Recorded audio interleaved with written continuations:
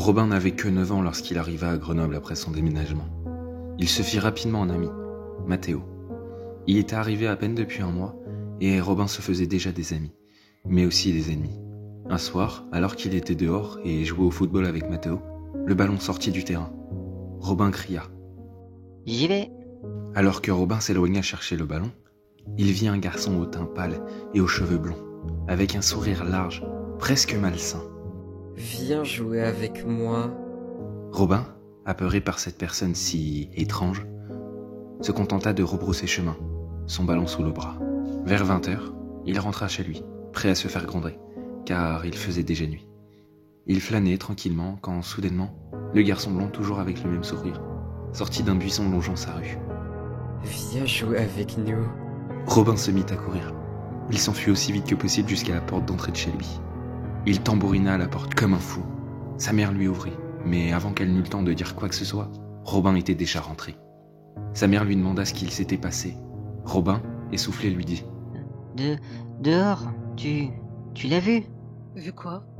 demanda sa mère inquiète. « Le garçon ?»« Quel garçon ?»« Dehors, mais regarde vite !»« Il n'y a personne !» affirma sa mère après avoir regardé par la porte entr'ouverte. « Mais si, un garçon blanc, pâle, je te dis que je l'ai vu. » « Bon, ça suffit. File dans ta chambre, tu as vu l'heure qu'il est. Et en plus, tu me mens. »« Je ne mens pas, maman, c'est vrai. » »« Monte !» La nuit passa. Robin, ne cessant de penser encore et encore à cet étrange garçon qu'il avait vu. Il se tournait et se retournait encore dans son lit, lorsque d'un coup, quelque chose le figea de peur.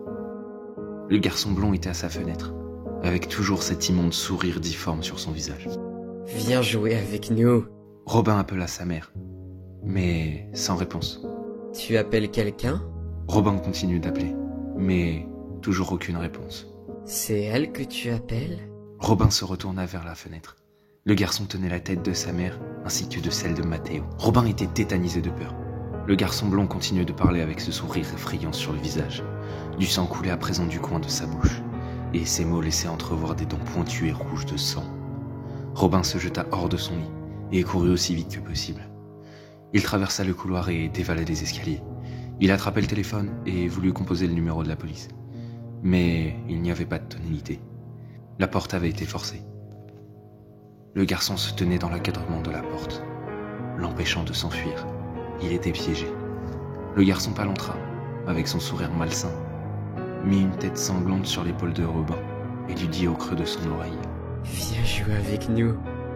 On s'amuse tellement. » Il éclata d'un rire dénué d'humanité, tout en brandissant une hache couverte de sang.